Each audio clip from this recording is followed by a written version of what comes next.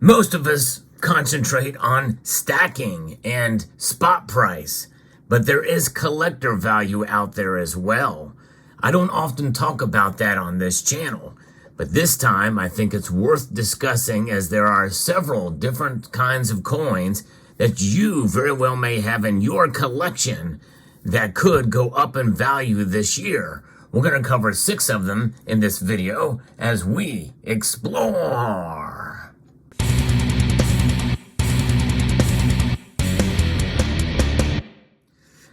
Gold and silver, and also copper, are the most common metals that are found in collectible coins out there.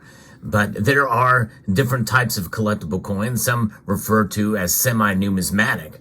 Numismatics is really a very broad-based term. It can cover anything that is a coin, essentially, whether it has value or not. It's a collectible term. It's a very generic term. But that's why I like to refer to collectible coins as opposed to coins that have value based off of the metal that they contain. In this video, we're going to look at it. Now, in this example here, this is a collectible coin that comes in a bullion form as well too, but even that has some collector value. We see multiple different kinds of coins that are made of pure precious metals like silver or gold. And platinum and palladium can be added onto those as well. But they have collector value. They have a rarity and a limited mintage, which makes them collectible. That does not necessarily mean that they're valuable to every market. In other words, a pure stacker would just give me spot price for this coin. They don't really care about the proof finish or the fact that it is limited in mintage. I think these are like 5,000 mintage or so. And it really doesn't matter to a lot of people, but you could have some coins in your collection that could rise in price. There's volatility in the collector market just as there's volatility in the spot price market. It's all about the Benjamins, or in this case, the Washingtons, as to how much you can get for a coin. And we're going to go through 6 coins that could spike in value this year, very, very soon. Like most markets, the rare and collectible coins is as vulnerable to volatility and price swings as anything else. Many coin experts expect plenty of volatility this year due to broader economic climate. And we saw a lot of that last year as well too. I think it's just going to continue this year. Certain rare coins will significantly rise in value in the coming months. There was a recent blog from Numismatic News that predicted that there could be a surge of people selling their coins in 2024 to help pay living expenses. But there could also be a surge of buying interest, especially for gold and silver, amid a slump in the dollar. And we've seen that last year. In fact, we've seen more and more selling of silver even though silver's price is down, but gold too. I know at one of the local coin shops I frequent, I've seen a lot of spikes in silver product coming in. But let's go through here. Now, there is a recent blog at the Numismatic News noting that conditions in 2024 could lead to a coin market with many moving parts. And so we're going to look at 6 rare coins, or they say rare, but in reality, some of them are not that rare. It's just the condition that makes them rare, that could see a spike in value this year. Now, the first one is definitely a no-brainer. It is the early half-eagle gold pieces. Now here, this is an example of, this is a fake, this is a copy, and it is, you can see here at the edge the lettering of this piece. I don't know if this is a silver version, what have you, but I can't really make that out. But if you can make that out, but this, I think this is saying that this is a silver copy version, 999 fine silver, silver plated with 18 karat gold, plated with 18 karat gold. And this is just a copy of an eagle. This is an actual eagle size coin, and of the United States of America. But this is exactly what it would look like if it were a $5 gold piece too, just smaller. They were issued nearly every year from 1795, and And the quarter eagle, which is so the $5 gold piece is a half eagle. And the quarter eagle appeared somewhat sporadically. Coin prices for early half eagles were lightly circulated started about 15 grand. $15,000 can go into the seven figures. There's an insatiable demand for the 1798 half eagle with the small eagle reverse. The demand is similar for the 1795 half eagle with the small eagle on the reverse. And of course, I don't know what this one would be. So there's slight variations, but essentially it has a Liberty head here. And that's what these early coins look like. Pretty amazing. Very hard to come by. And that one you likely are not going to have in your collection. And so the demand for the similar for the 1795, and that's what this year is, 1795, which is the first year of issue, the small eagle there. Now, the second one is type 2 and type 3 Liberty head double eagles. And I have an example here. And this is a genuine version. This is the Saint Gaudens variety. A beautiful coin. Considered one of the most beautiful gold coins out there. The highest demand for these coins is for those that are graded in mint state between 60 and 63, which is fairly common. The Saint Gaudens double eagle is a superstar of U.S. gold coinage and has been hailed by some as America's most beautiful gold coin. The double eagle $20 gold piece first arrived in 1849 in the coronet style and gave way to the type 2 in 1866. In 1877, the type 3 was minted. Some experts say that the type 2 and type 3 examples in mint condition are considerably rarer than saints in mint condition. So if you have one of those, the 1889 S Liberty Head Double Eagle graded MS63 is worth about $3,900. And when you think about it, that's still not a bad price, all things considered, and considering the rarity.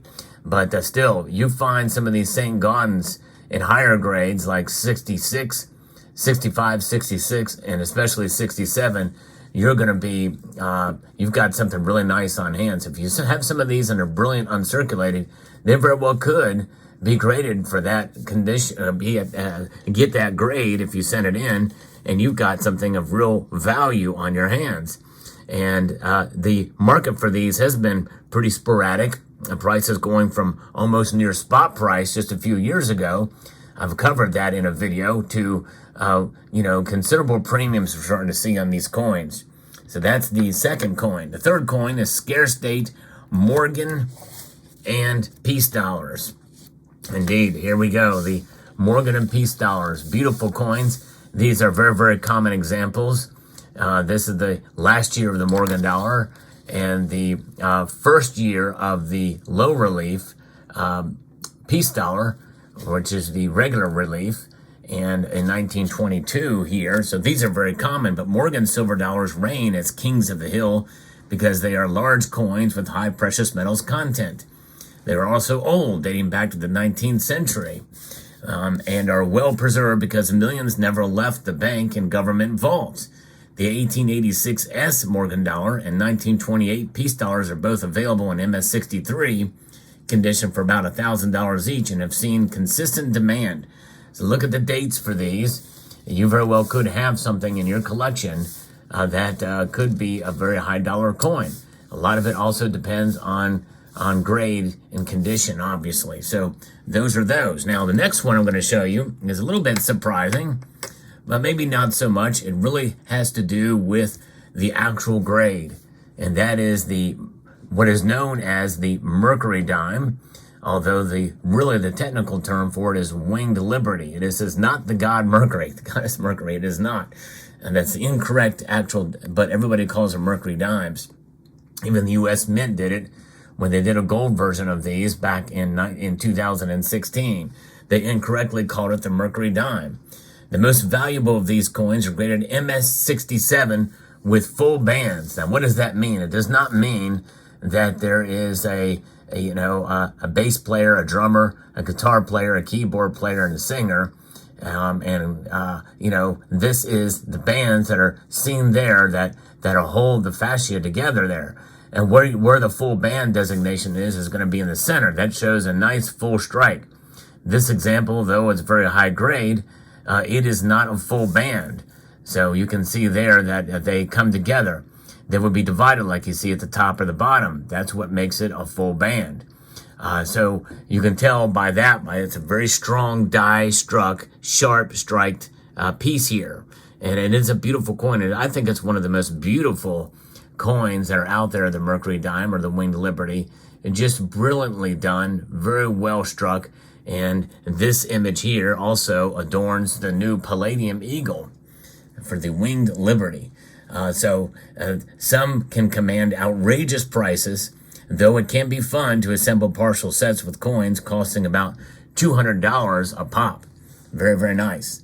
Now, the next one I definitely do not have, as I'm not really much of a set collector, but it is the 1909 S Liberty VDB, or 1909 S VDB.